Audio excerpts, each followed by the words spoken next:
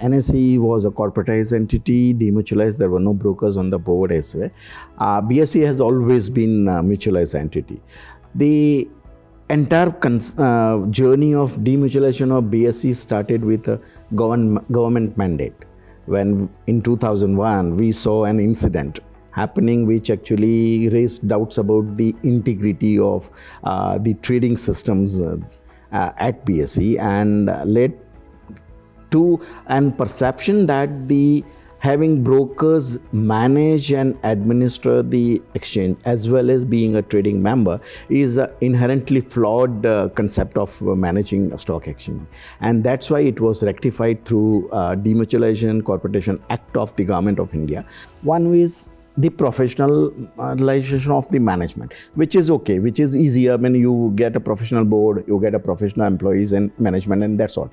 The other issue, which is corporatization, that is the more challenging, because you create a value, you put a value into that exchange and made that into a limited company, and where you have to have all the structure of a limited company. The first thing was the structure itself, conflict of interest and other thing. The second thing was, as a demutual entity, we did not have a clearing corporation. One is financial reporting for the listed universe to the exchanges and through onwards to the SEBI. Now that is where ease of operation. We have quarterly report, we have all the report, and SEBI's successive guidelines have become more tighter and more structured in terms of reporting. BSE is the world's second exchange when we got the ISO certificate, and that is very important, I believe, in terms of all reporting, because you have structured everything and you have a responsibility. Exchanges should be given a limited banking license, not going across loans or advances or something, but for the capital market. And just as you have depository on one side, you have a exchange bank on one side, and clearing corporation comes in and that settles. But there was no potential.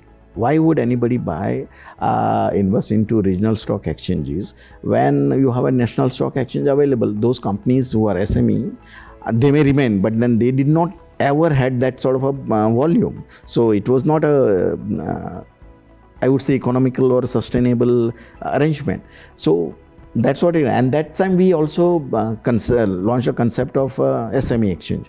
During that time, of course, it took some time for regulators to come up to that level to launch SME. But the SME was there. So that SME could have actually the entire regional stock listed company, which were also sizable. During my time, we launched BSE's surveillance system, which was multi-exchange, multi-segment company. So you could integrate two exchanges feed, and you can look at up to the client level risk management.